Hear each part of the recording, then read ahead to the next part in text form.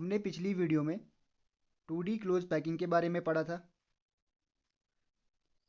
हमने 2D close packing में जो फर्स्ट टाइप की पैकिंग पढ़ी थी उसको हमने कहा था स्क्वायर क्लोज पैकिंग। देखिए स्क्वायर क्लोज पैकिंग बनती कैसे है ये हमने पिछली वीडियो में पढ़ा था। जब एक पार्टिकल के ठीक ऊपर कोई दूसरा पार्टिकल इस प्रकार से उपस्थित हो और अगर हम किसी भी चार पार्टिकल के सेंटर को इस प्रकार से मिलाएं तो हमें एक स्क्वायर प्राप्त होता है। देखिए इस प्रकार का जो पार्टिकल का अरेंजमेंट होता है उसे हमने ए टाइप के अरेंजमेंट कहा था। यदि हम इस 2D स्ट्रक्चर को 3D में कन्वर्ट करें तो वो कुछ इस प्रकार से दिखाई देगा। अब इसके लिए हमें क्या करना होगा, जो हमारे पास ये 2D का जो डायग्राम है इसके ऊपर सेम टू सेम एक और लेयर रखनी पड़ेगी। मतलब इसके ऊपर एक दूसरी लेयर इसी प्रकार की रखनी होगी जिससे ये 3D में कन्वर्ट हो जाएगा। जैसे कि हम यहाँ पर देख सकते हैं इस प्रकार से इसमें लेयर रखी हुई है। अगर हम इस 3D की बात करें तो इसमें जो सारी लेयर है बिल्कुल सेम टू सेम है। इसमें जो पार्टिकल का अरेंजमेंट होगा वो भी ए प्रकार का ही अरेंजमेंट होगा, क्योंकि जो इसकी सारी की सारी लेयर है वो बिल्कुल इक्वल है, सेम टू सेम है। देखो अगर मैं इसमें से चार पार्टिकल को निकालूं तो हमें कुछ इस प्रकार की आकृति दिखाई देगी। देखिए इस प्रकार की पैकिंग को हम वर्ग निबिड़ संकुल या स्क्वायर क्लोज पैकिंग कहते हैं। और इसमें जो यूनिट फॉर्म होती है वो कुछ इस प्रकार से होती है जिसे हम SCC यूनिट कहते हैं। तो हमें ये ध्यान रखना है कि जो पहले प्रकार की 3D में पैकिंग होगी वो होगी वर्ग निबिड़ संकुल की। देखिए 2D में जो दूसरे प्रकार की हमने पैकिंग पढ़ी थी उसे हमने HCP कहा था। HCP यानी हेक्सागोनल क्लोज पैकिंग, जिसे हम हिंदी में षटकोणीय निबिड़ संकुल भी कहते हैं। देखिए इसमें खास क्या था, इसमें जो पार्टिकल होते हैं वो फर्स्ट लेयर के ऊपर का जो पार्टिकल होगा वो इस प्रकार से अरेंज होगा कि वो पहले लेयर के गैप में आ सके। देखिए मैं यहाँ पे बनाने की कोशिश कर रहा हूँ कि यदि पार्टिकल इस प्रकार से हैं और अगर मैं दूसरी लेयर को इसमें रखूँ तो वो इस पार्टिकल के नीचे नहीं आएगा, वो इन दोनों पार्टिकल के बीच में आता है, जिससे हमें HCP क्लोज पैकिंग मिलती है। इस डायग्राम में छह पार्टिकल को इस प्रकार से अरेंज, छह पार्टिकल के सेंटर को इस प्रकार से मिलाएं तो हमें एक हेक्सागोनल स्ट्रक्चर प्राप्त होता है। तो हम कह सकते हैं कि इस 2D में क्या था, हेक्सागोनल अरेंजमेंट पाया जाता है। देखिए हमने इस प्रकार की पैकिंग को AB प्रकार की पैकिंग कहा था, जिसमें फर्स्ट लेयर और थर्ड लेयर समान होती है लेकिन जो सेकंड लेयर होती है वो बिल्कुल अलग होती है। ये हमने पिछली वीडियो में समझा था। अब यदि हम इस 2D डायग्राम को 3D में कन्वर्ट करें तो वो हमें कुछ इस प्रकार से नज़र आएगा। देखिए 3D मॉडल कैसे बना होगा, किस प्रकार से इसके पार्टिकल अरेंज होंगे, इसको हम आगे पढ़ेंगे। यहाँ पे जो ये 2D का मॉडल दिखाई दे रहा है, अगर हम इस मॉडल को ध्यान से देखें तो हमें इस मॉडल के बीच, इन पार्टिकल के बीच में कुछ खाली स्थान दिखाई देते हैं। उस खाली स्थान को हम वॉइड या रिक्ति कहते हैं। जैसे कि हमने पिछली वीडियो में भी बात की थी, जो ये खाली रिक्तियाँ वो दो प्रकार की होती हैं। देखिए यदि बीच सेंटर से हम एक लाइन को ड्रॉ करें तो इस लाइन के ऊपर कुछ इस प्रकार की रिक्ति दिखाई देगी। और इस लाइन के नीचे कुछ इस प्रकार की रिक्तियां दिखाई देती हैं, इस प्रकार से।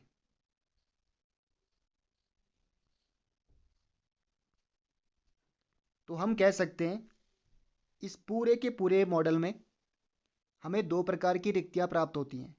एक वो रिक्ति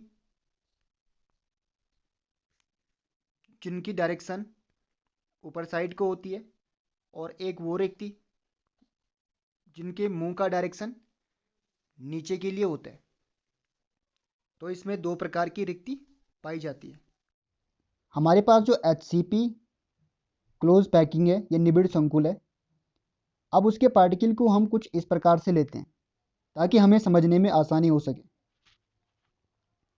देखिए, जो ऊपर वाले जो ट्राइंगल हैं उनको मैं रेड मार्क कर रहा हूँ, रेड डॉट से मार्क कर रहा हूँ।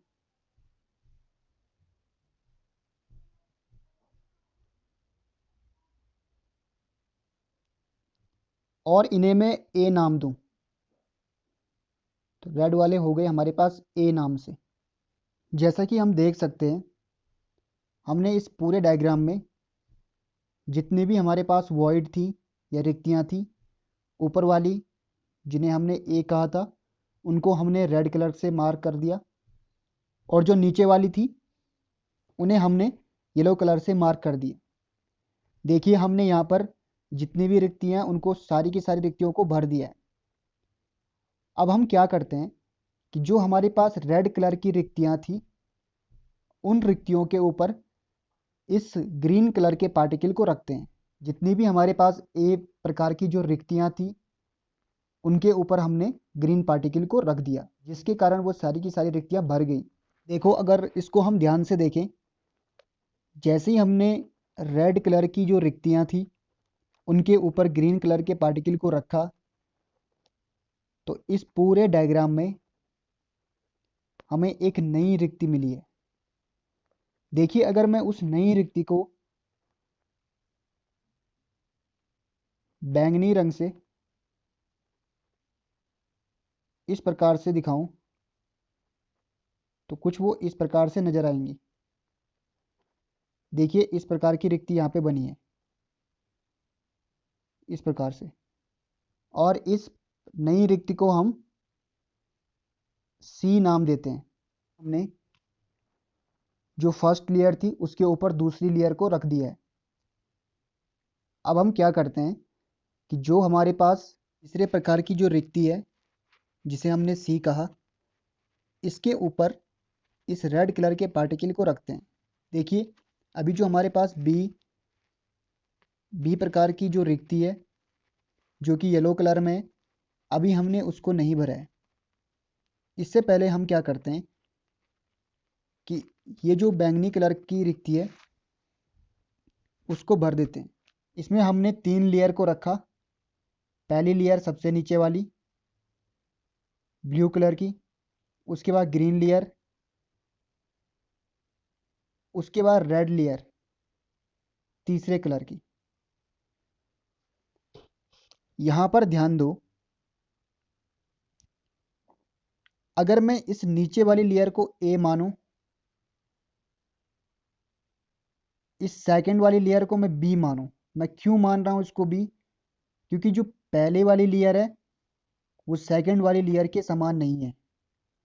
ये लेयर नीचे वाली और बी लेयर बिल्कुल अलग अलग है, क्योंकि वो उसके गैप के ऊपर उपस्थित है। लेकिन अगर हम इस मॉडल पे ध्यान दें, जो तीसरी लेयर होगी वो बिल्कुल ए के ही समान होगी। यानी हम कह सकते हैं कि जो तीसरी वाली लेयर है वो भी ए प्रकार की ही होगी। देखिए, अब हम इस डायग्राम की मदद से समझने वाले हैं कि जो तीसरी लेयर है वो कैसे फर्स्ट लेयर के समान है। यहाँ पे हमें पता नहीं चल रहा है, लेकिन हम यहाँ पे समझेंगे कि कैसे जो तीसरी जो लेयर है वो पहली लेयर के समान है। देखिए, हमने यहाँ पर रेड कलर और येलो कलर की जो रिक्तियाँ हैं उनको यहाँ पे दिखाया है। जैसे कि हम जानते हैं कि रेड कलर की रिक्तियों के ऊपर हमने कुछ पार्टिकल को इस प्रकार से रखा। इसके बाद इस प्रकार से हमने जो रेड कलर की रिक्तियाँ हैं हमने उनके ऊपर पार्टिकल को रख दिया है कुछ इस प्रकार से। जैसे ही हमने इसके ऊपर पार्टिकल को रखा कुछ हमें नई कलर की रिक्तियाँ प्राप्त हुई। इनको मैं यहाँ पे दिखा रहा हूँ। अगर हम इस तीसरे प्रकार की जो रिक्ति हमने इनको सी कहा था इनके ऊपर पार्टिकल को रख दें तो देखिए अगर मैं इनके ऊपर पार्टिकल को रखता हूँ तो वो पार्टिकल बिल्कुल जो पहली लेयर है उसके समान होगा। ये पार्टिकल बिल्कुल जो नीचे वाली लेयर है उसमें जो पार्टिकल उपस्थित है उसके समान है। ये देखिए वो उस लेयर के ठीक ऊपर आ रहा है। देखिए अभी तक हमने इसमें क्या समझा।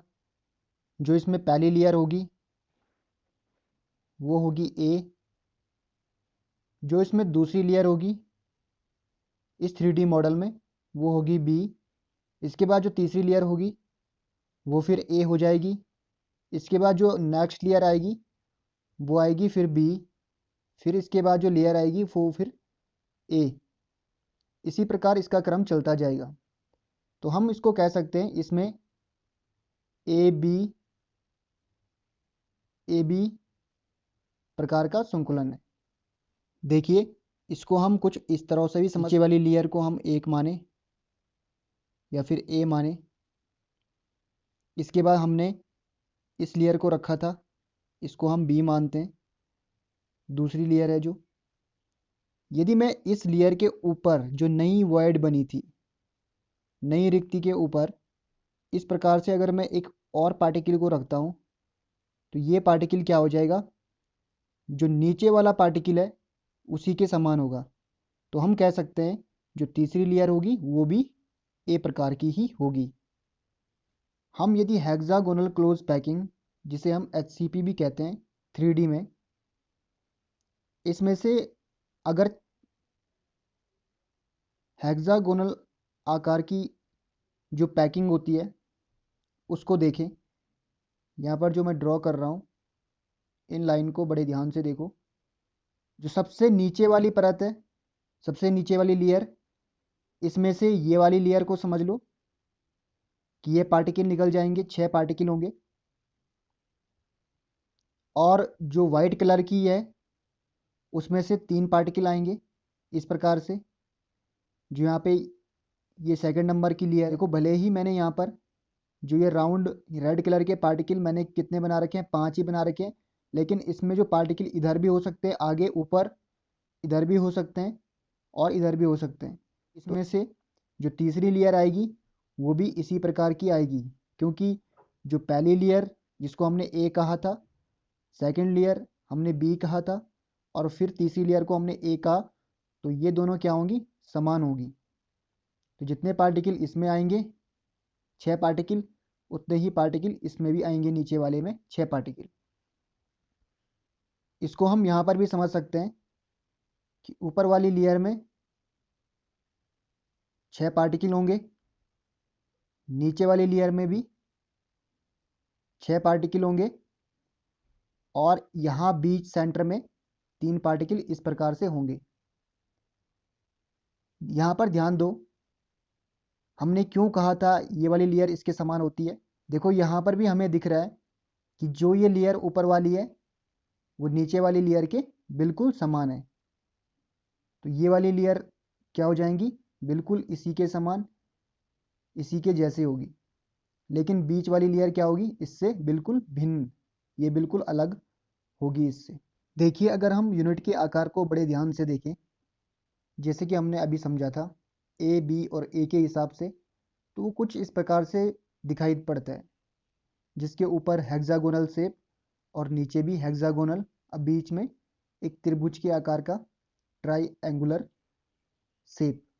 तो ए बी प्रकार की जो पैकिंग होती है उसे हम कहते हैं हेक्सागोनल क्लोज पैकिंग। किसमें 3D में। तो इसे हम कहेंगे षटकोणीय निबिड़ संकुल की त्रिविम व्यवस्था देखो अगर हम इसमें कोऑर्डिनेशन नंबर की बात करें तो वो कैसे निकालेंगे। देखिए जो पहली लाइन होगी वो ए होगी, इसके बाद वाली लाइन बी होगी, इसके बाद वाली लाइन फिर ए, और इसके बाद वाली लाइन हम कहेंगे बी होगी। इसी प्रकार से ये पैटर्न ऊपर तक चलता रहेगा। अगर ये वाली लाइन ए है तो इसके बाद वाली लाइन बी होगी, इसके बाद वाली फिर ए, और इसके ऊपर जो लाइन आएगी वो कौन सी आएगी, बी वाली लाइन। अब इस चीज़ को हम यहाँ पर देखते हैं। देखिए यहाँ पे जो 6 पार्टिकल ये बने हैं, जैसे कि यहाँ पर ये पार्टिकल 6 पार्टिकल बने हैं, इसको मैंने यहाँ पे बनाए रखा है 6 पार्टिकल। अगर हम इस पार्टिकल की कोऑर्डिनेशन नंबर की बात करें, इस सेंटर वाले पार्टिकल की, कि ये पार्टिकल कितनों के साथ जुड़ा होगा। अगर हम इस लाइन को ए माने, ये लाइन हो जाएगी ए, और ये जुड़ा है 1 2 3 4 5 6 तो इनके साथ जुड़ा है। और हम जानते हैं कि इसके बाद कौन सी लाइन आएगी, बी वाली लाइन आएगी। तो जो बी लाइन में जो पार्टिकल होते हैं वो कुछ इस प्रकार से होते हैं।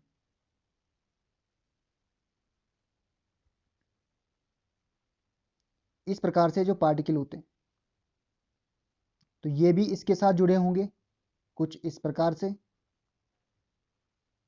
और नीचे भी ऐसे ही पैटर्न होगा, इसके नीचे वाला।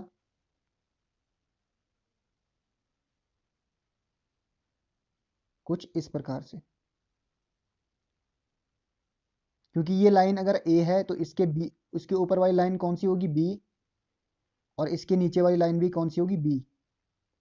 या फिर हम अगर इसको देखें, ए, इसके बाद बी, फिर इसके बाद ए, फिर उसके बाद बी। तो अगर हम ए सी भी एक पार्टिकल का देखें, यहाँ पे आसान है इसको समझना, इसीलिए मैं सेंटर के पार्टिकल को ले रहा हूँ। यहाँ पे देखो 1 2 3 4 5 6 पार्टिकल इसके हो गए, 7 8 9 10 11 12। टोटल कितने पार्टिकल हो गए, 12 पार्टिकल। तो कोऑर्डिनेशन नंबर हो जाएगा इसमें 12। तो हम कह सकते हैं कि जो HCP होता है, HCP हेक्सागोनल क्लोज पैकिंग, किसमें, 3D में, त्रिविम में, तो इसमें जो कोऑर्डिनेशन नंबर होगी वो हो जाएगी 12। आप वीडियो को नियमित देख रहे हो तो आपको पता होगा जो कोऑर्डिनेशन नंबर 12 होता है वो किसका होता है, कौन सी सेल का होता है, वो होता है FCC का। तो हम कह सकते हैं कि इसमें जो सेल बन रही होगी वो बन रही होगी FCC, face centered cubic unit cell. देखो आपके माइंड में ये सवाल आ रहा होगा कि ये हो क्या रहा है। अभी हम बात कर रहे थे HCP की, और अभी हम बात कर रहे हैं CC की। देखो ये जो FCC है ये यूनिट सेल का प्रकार है, कि यूनिट सेल किस किस प्रकार की हो सकती है। और जो ये HCP है जिसको हमने हेक्सागोनल क्लोज पैकिंग कहा था, ये है पैकिंग का प्रकार, कि जो पार्टिकल होंगे वो किस प्रकार से पैक्ड होंगे, उनकी पैकिंग किस प्रकार से हो सकती है। देखिए यहाँ पर जो सेकंड नंबर की इमेज है इसको बड़े ध्यान से देखो, इसकी तुलना इस फर्स्ट वाली इमेज के साथ करो। इसमें देखो 2 यूनिट सेल दिखाई दे रही है, जो कि दोनों की दोनों FCC यूनिट सेल हैं, क्योंकि इसके जो पार्टिकल हैं वो 8 कोने पर और 6 फलकों पर स्थित हैं। अगर हम इसको बड़े गौर से देखें, और यदि हम इस लेयर को क्या माने, इस बीच वाली लेयर को ए माने, जिसमें सारे के सारे ग्रीन कलर के पार्टिकल हैं, इस प्रकार से,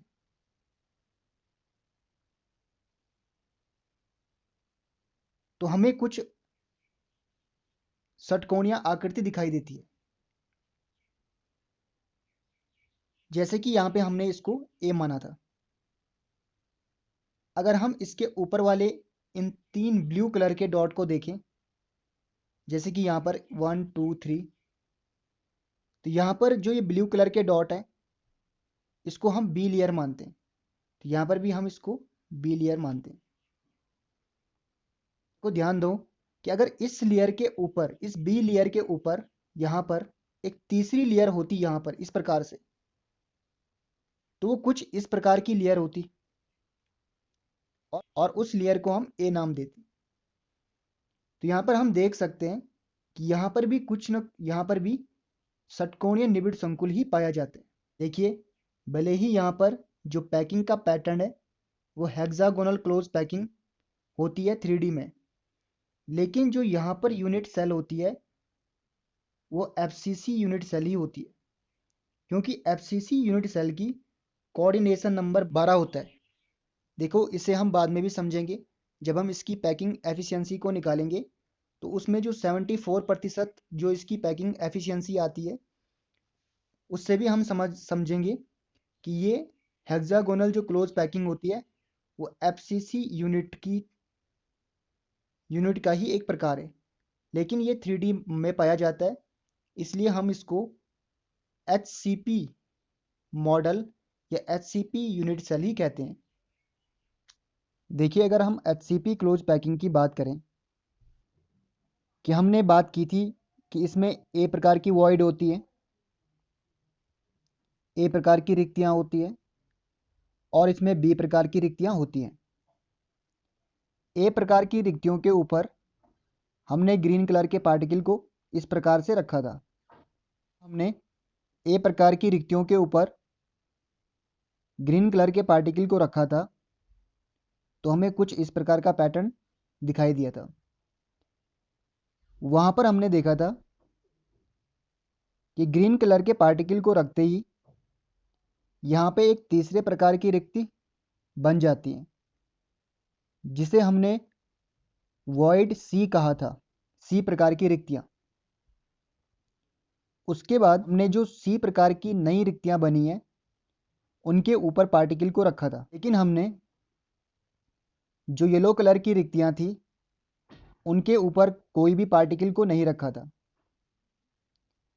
अब हम इसमें आगे जो पैकिंग पढ़ेंगे उसमें येलो कलर की रिक्तियों को कवर करेंगे। तो जो इसमें आगे जो पैटर्न आएगा उस पैटर्न में हम जो येलो कलर की जो रिक्तियां हैं उनके ऊपर पार्टिकल को रखेंगे। तो इसमें हम जो सी प्रकार की रिक्तियां उसको नहीं फिल करेंगे। हम यहाँ पर जैसे कि हमने ए वाली रिक्तियों को ऐसे ही भरा, लेकिन इसके बाद हम बी प्रकार के वॉइड को फिल करेंगे। हमारे पास जो येलो कलर की रिक्तियां हैं उनके ऊपर इस ब्लू कलर के पार्टिकल को रखेंगे।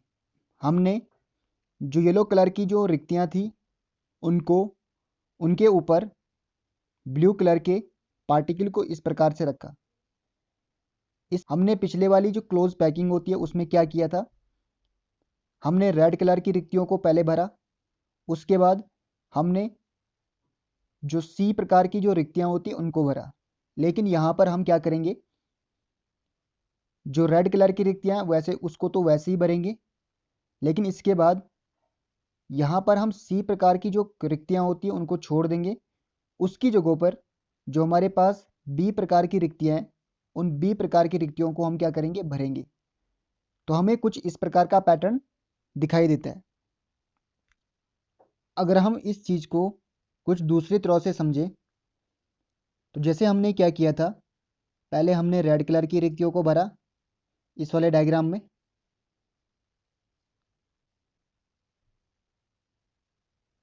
यदि हम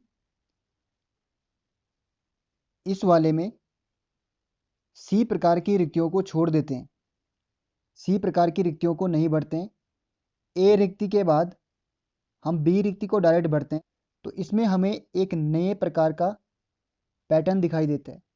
इसमें एक नए प्रकार की लेयर दिखाई दे, ऊपर का पार्टिकल होता है वो पार्टिकल बिल्कुल एक नए प्रकार की लेयर उत्पन्न करता है।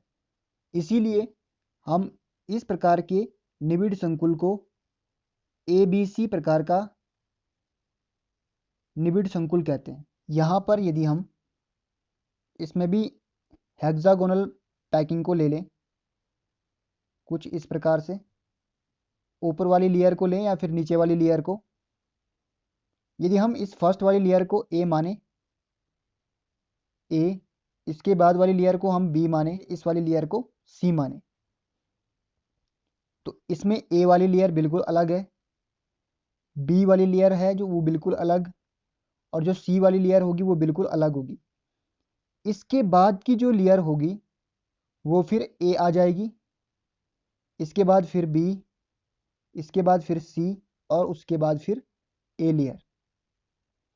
तो ऐसे ही रिपीट होते रहेंगे।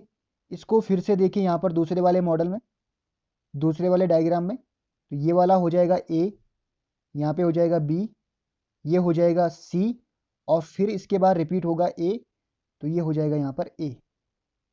में ये क्वेश्चन आ रहा होगा कि यहाँ पे एक पार्टिकल को क्यों लिया, जबकि यहाँ पर जो पार्टिकल है वो 6 पार्टिकल हैं, और यहाँ पर भी हम हेक्सागोनल की बात कर रहे हैं, जबकि हम यहाँ पर एक ही पार्टिकल को क्यों ले रहे हैं। देखिए हम यहाँ पर जो पार्टिकल को एक ले रहे हैं वो एक यूनिट सेल के हिसाब से ले रहे हैं। अगर मैं इन सब को कंबाइन कर लूँ, आपस में जोड़ दूँ, तो एक यूनिट सेल में ए, बी और सी, और लास्ट वाला जो ए होता है फिर से रिपीट होकर के, तो एक यूनिट सेल में चारों लेयर आ जाती है। इसको हम और अच्छे से समझेंगे दूसरे डायग्राम से। तो हम यहाँ पर इस वाले मॉडल से भी इसको समझ सकते हैं। नीचे वाली लेयर को ए, इसके बाद वाली लेयर को बी, इसके ऊपर की लेयर को सी, और लास्ट वाली लेयर को फिर ए। और यहाँ पर भी हमने 6 पार्टिकल को न लेते हुए सिर्फ एक पार्टिकल को लिया, ऊपर वाला, और एक पार्टिकल नीचे वाला। यहाँ पर देखिए, यहाँ पर एक यूनिट सेल बनी है जिसमें पार्टिकल को इस प्रकार से दिखाया गया है। देखिए अब दोनों डायग्राम की तुलना कीजिए। इस वाले पार्टिकल में सबसे नीचे एक ग्रीन कलर का पार्टिकल दिखाई दे रहा है, और सबसे ऊपर एक ग्रीन कलर का पार्टिकल दिखाई दे रहा है। इस वाली यूनिट सेल में भी सबसे नीचे और इस वाले कोने में 2 ग्रीन कलर के पार्टिकल दिखाए गए हैं। तो हम कह सकते हैं कि इस यूनिट में भी 2 पार्टिकल इस प्रकार से उपस्थित होंगे। देखिए अगर इसमें सेकंड लेयर की बात करें तो इसमें 6 पार्टिकल रखे हुए हैं। इसी प्रकार इसमें भी जो सेकंड लेयर है इसमें भी 6 पार्टिकल 1 2 3 4 5 और 6 इस प्रकार से रखे हुए हैं। अगर हम थर्ड लेयर की बात करें तो इसमें भी फिर से 6 पार्टिकल रखे हुए हैं। तो देखो रेड कलर के पार्टिकल 1 2 3 4 5 और 6। और लास्ट की बात करें तो इसमें एक ग्रीन, इसमें भी एक ग्रीन।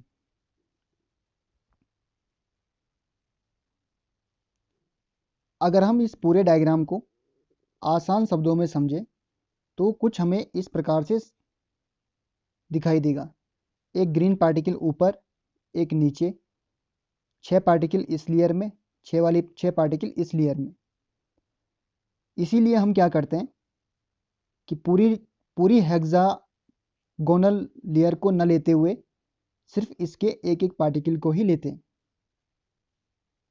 देखिए अगर हम इस यूनिट सेल पे गौर करें तो हमें ये यूनिट सेल भी एफसीसी प्रकार की ही दिखाई देगी, जिसकी उप सहसंयोजन संख्या 12 होती है। इसमें देखो 8 पार्टिकल 8 कोने पर उपस्थित हैं और 6 पार्टिकल इसके फलक पर उपस्थित हैं। देखो इससे पहले हमने 3D क्लोज पैकिंग में इस प्रकार का डायग्राम देखा था, जिसे हमने HCP नाम दिया। HCP यानी षटकोणीय निबिड़ संकुल, जो पाया जाता है 3D क्लोज पैकिंग में। देखिए अब हमें जो इस प्रकार की यूनिट मिलती है 3D क्लोज पैकिंग में, हम इसको कहेंगे घनीय निबिड़ संकुल, या इसको शॉर्ट में कहते हैं CCP। तो इस प्रकार का संकुलन इसमें पाया जाता है, तो इसे हम कहेंगे CCP, क्यूबिक क्लोज पैकिंग, या फिर घनीय निबिड़ संकुलन। देखिए अगर हम इसको समराइज करें तो जो 3D क्लोज पैकिंग होती है, 3D क्लोज पैकिंग में जो पहले प्रकार का पैटर्न होता है वो होता है AB प्रकार का पैटर्न। और इसमें जो यूनिट सेल बनती है और इसमें जो पैकिंग होती है वो कहलाती है HCP, हेक्सागोनल क्लोज पैकिंग। इसमें जो कोऑर्डिनेशन नंबर होता है वो होता है 12। इसमें जो यूनिट सेल बनती है वो बनती है FCC प्रकार की।